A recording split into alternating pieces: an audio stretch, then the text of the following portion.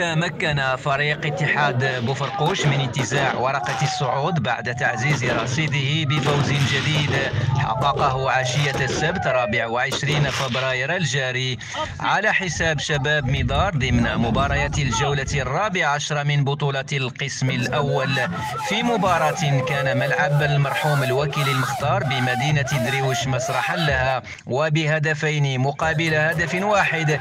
انتهت هذه المواجهة والتي شهدت حضورا جماهيريا واسعا احتفل مع فريقه اتحاد بوفرقوش بمناسبة تحقيقه للصعود.